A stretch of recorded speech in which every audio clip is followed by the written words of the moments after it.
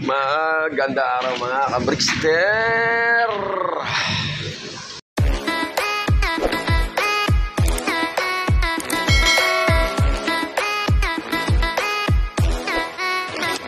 Medyo maaga tayo nagising at dito na tayo sa ating tarima. At nag-load nga tayo kagabi sa TDFC, Teresa Dynamic Punchers Club. Bali 6 washers ang niload natin at nakisabay nga si paring Onyx Loop ng dalawa na nilalaro niya sa SJ, tapos sa pinaliwa niya rito sa TDFC. First time niya nakapag-load ng TDFC, guys. And then apat lang niload natin. Yung isa rin pang SJ, yung tatlo talaga pang TDFC. Binalonan, Pangasinan ng release point.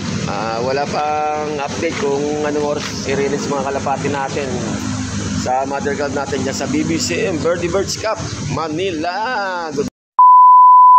Bali, hindi tayo magpapalow play ngayong araw na to. And then kanina kinutkot ko na, ayun na yung inakay. Hindi ko alam kung makakapag-survive siya, guys, o kung may buhay pa ba, dahil alanganin na mga 3 days pa siguro. Premature chicklings ang nangyari dito sa inakay, na yung shell niya ay napisak, kaya napilitan, wala na yata, dumikit na, guys. Hindi natin alam, ayaw ko namang galawin dahil kailangan niya mainitan yung katawan ng chicklings. And then ito ay pinaris ko na rito. Ayan, yung galing kay Kuya Gilbert Declaro, no?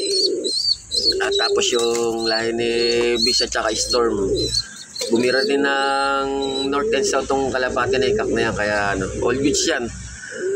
Sukat ko na yung aming stick niyan. Talagang matibay din.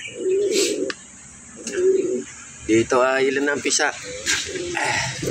Check natin. Isa pa lang. Ito ay may crack na. Goods. Dito ay alam ko may crack na rin to eh. Yung isang egg ay may crack na. Wala namang problema hawakan. Hindi namang asin na maselan yung mga breeder natin. Yan. Yung iba lang sakali matapat. Ito natira isa dahil mukhang nilaglag ng mga inaka yung isang itlog. Sayang. Ito naman si Bern ala na. Talagang ganyan lang. Mukhang hindi na nga mangingitlog dahil masapo lang nga, guys. Hirap na rin siya lumipad. Talagang ganun na nga. Wala tayong magagawa. Pero matandang na natin to rito, kalapate. Kaya dito lang siya kahit na ano pang kalagayan niya, guys. Alagaan pa rin natin siya. Meanwhile, bali nag-check ako sa air distance na gamit ko na apps. Merong 150 kilometers point something. Yan. Ang loop distance from the release point, Binalonan, Pangasinan, at saka dito sa loop natin. Bali, last training na yun. Hindi, Friday, first lap na ng derby. Awit! Abutin niya ata 7 laps ang pa-derby ng BBCM. Matira matibay. May tatlo naman tayo kahit pa paano umuwi sa atin. At konting speed din naman sila. Hindi mo mababa na 1,000 patas ang speed nung bali apat nating kalapate. Ganun ang liparan nila, guys. Okay, guys, time check 9:02. Grabe, mahapdi na sa balat yung sigat ng araw. At ito, may napansin ako rito. Mamaya papawian. Before 10 siguro, 9:30 pataas ito. Yung pala YB pala natin to. Lintik ka sa kagaling. Kahapon ako nagpa-low play Ibig sabihin may overplay pala tayo kahapon, guys. Ayan, no? 5 minutes later. Ayan, guys, papakain na tayo. Mamaya papawian yan. Pag oras ng mga 9:43 pataas. Nasa 1.1 pa speedan. Kahit sa 1,000 plus na lang pwede pa. Para ganun pa rin ang position magiging lipad nila. Yung tulimban ng lipad nila, guys.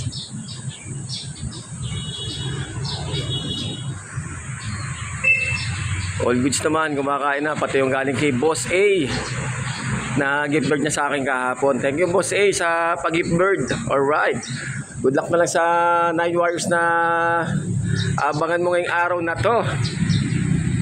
Happy flying po sa lahat. At shoutout sa aking mga followers, likers, viewers at subscribers. Shoutout sa aking mga pamilya, kaibigan at mga mahal sa buhay. Special mention kay Maring Marlene Dakiwag. Yan. Happy birthday, Marge. Enjoy your day.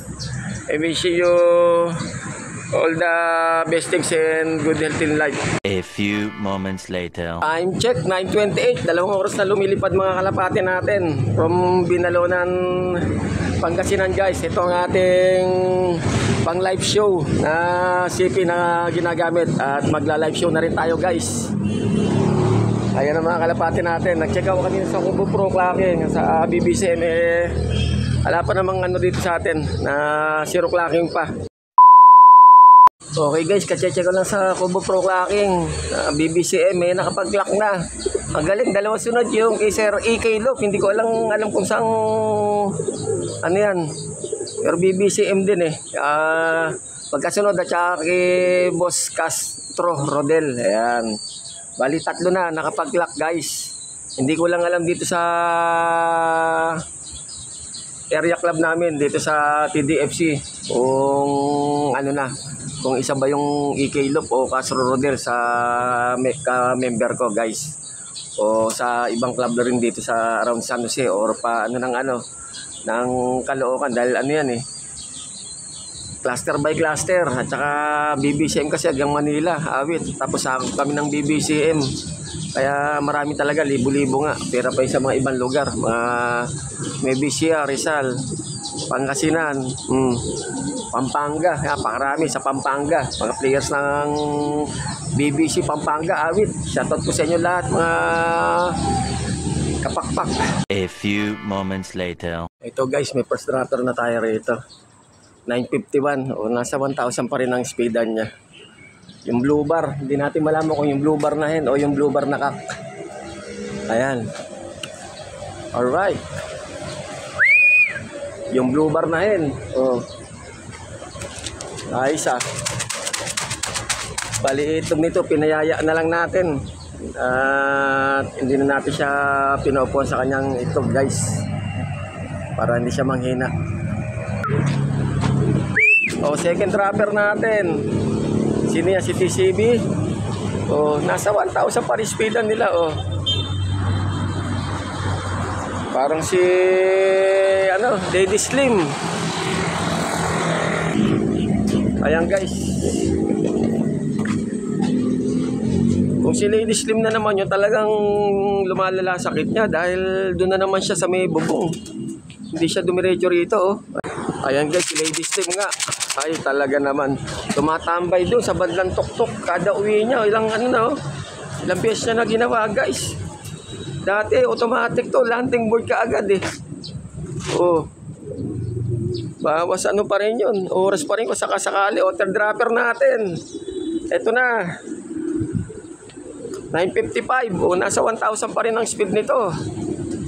Si TCB. Wala yung blue bar natin. Pasok TCB. Goods pa rin kahit papaano. Okay, third dropper natin. Si TCB. Yung tatlong nililipad natin sa TDFC ay nakapatibayan yan, patibayan to. Ayan. Kailangan sumali ka sa derby. Yan.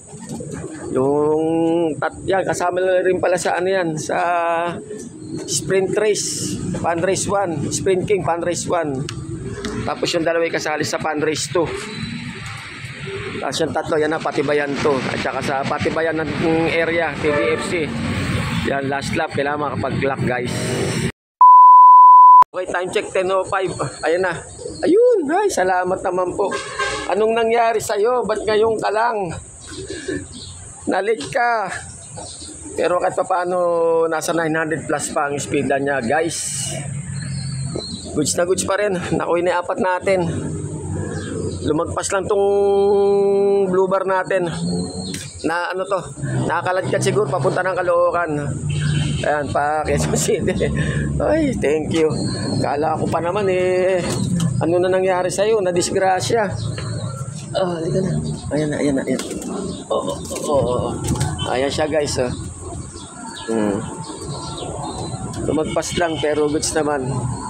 Kapain natin. Ayan na, hinihingal pa siya. Kompleto. Okay. Next level na tayo by Friday. Derbyhan na guys. Meron tayong ikakarga sa TDFC, ha, BBCM, mother club namin, ang tatlong warriors natin. Yan. 7 laps. Oha. Umabot tayo ng derby kahit papaano, ha. Nakakasabay yung mga kalapati natin. Okay, sige po, ang isa muli at abal masusunod na kabanata dito sa Mr. Slope Adventure TV. Paki-like, subscribe, share, mag-comments na lang po kayo sa aking YouTube channel, sa aking FB page, Mr. Slope Adventure TV. At paki-follow na rin po ako sa aking reels, mga ka-Brickster. 4-4 po ang score natin from Binalonan, Pangasinan. Thank you! Sa Friday ay derby yan na! I love it!